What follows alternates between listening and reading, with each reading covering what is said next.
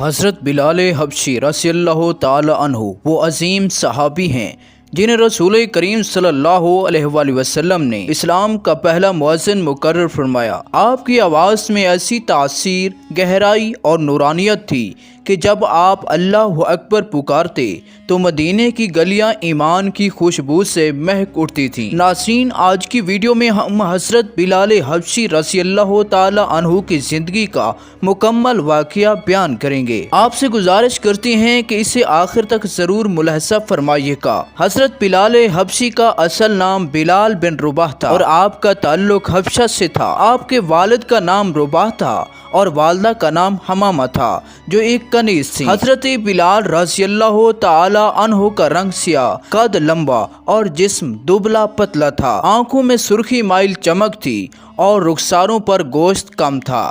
آپ کی آواز نہایت بلند اور پروقار تھی۔ روایات کے مطابق حضرت بلال بچپن ہی میں غلام بنا کر مکہ مکرمہ میں لائے گئے۔ بعض مورخین کا کہنا ہے کہ آپ کی والدہ کو حبشہ سے اغوا کر کے لایا گیا یا جنگ کے نتیجے میں قریش کے قبضے میں آئی تھیں اور غلام بنا دی گئیں، اور بلال حبشی انہی کی اولاد تھے۔ بعد میں قریش کے سردار امیہ بن خلف نے حضرت بلال کو خرید لیا اور وہ اس کے غلام بن گئے۔ مکہ میں وہ اس کے مال مویشیوں کے دیکھ بھال اور دیگر کام کیا کرتے تھے۔ حضرت بلال طبیعت کے اعتبار سے نہایت شریف اور نیک فطرت تھے۔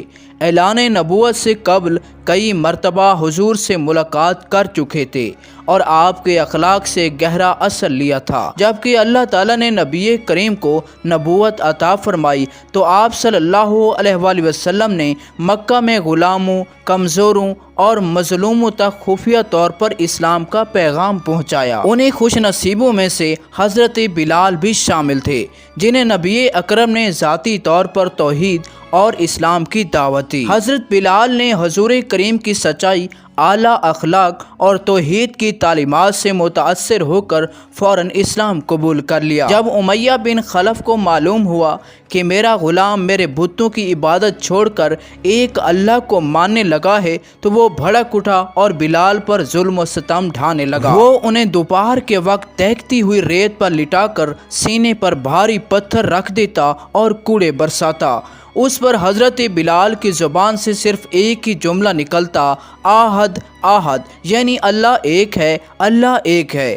بھوک، پیاس اور اذیتیں سہتے رہے مگر ایمان سے پیچھے نہ ہٹے۔ ایک دن حضرت ابو بکر صدیق رضی اللہ تعالی عنہ نے یہ منظر دیکھا تو امیہ سے کہا، تم کب تک اس مظلوم پر ظلم ڈھاتے رہو گے؟ امیہ نے جواب دیا، اگر ترس آ رہا ہے تو خرید لو۔ چنانچہ حضرت ابو بکر صدیق نے 200 درہم دے کر حضرت بلال کو آزاد کر دیا۔ کیوں حضرت بلال کی آزمائش کا سخت دور ختم ہوا۔ بعد ازاں حضور کریم نے انہیں اسلام کا پہلا مؤذن مقرر فرمایا۔ مدینے کی فضاؤں میں جب پہلی مرتبہ حضرت بلال کی آواز گونجی تو زمین و آسمان گویا جھوم اٹھا۔ رسول کریم کو حضرت بلال کی اذان بہت محبوب تھی اور آپ صلی اللہ علیہ وآلہ وسلم فرمایا کرتے تھے، اے بلال، اپنی اذان سے ہمارے دلوں کو راحت دو۔ لیکن جب حضور وصال فرما گئے تو حضرت بلال پر غم کا پہاڑ ٹوٹ پڑا۔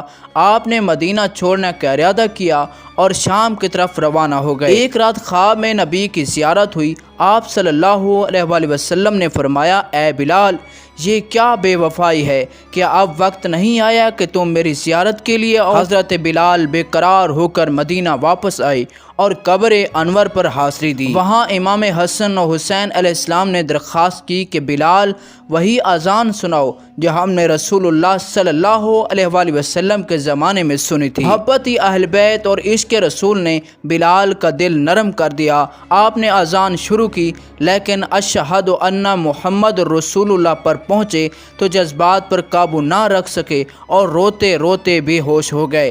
پورا مدینہ اشک بار ہو گیا جیسے نبی کا زمانہ پھر لوٹ آیا ہو۔ اس کے بعد حضرت بلال نے اذان دینا چھوڑ دیا اور اپنی باقی زندگی شام میں عبادت، جہاد اور ذکر الہی میں گزار دی۔ ناظرین، یہ تھی ہماری آج کی مختصر سی ویڈیو۔ اگر یہ ویڈیو اچھی لگے تو ہمارے یوٹیوب چینل ایمان ٹیلز کو سبسکرائب کریں اور اس ویڈیو کو اپنے دوستوں، عزیز و اقارب کے ساتھ بھی شیئر کریں۔ ناظرین، ملتے ہیں اگلی ویڈیو میں، اپنا ڈھیر سارا خیال رکھیے گا۔ اللہ تعالیٰ آپ سب کا حامی اور ناصر ہو۔ اللہ نگہبان۔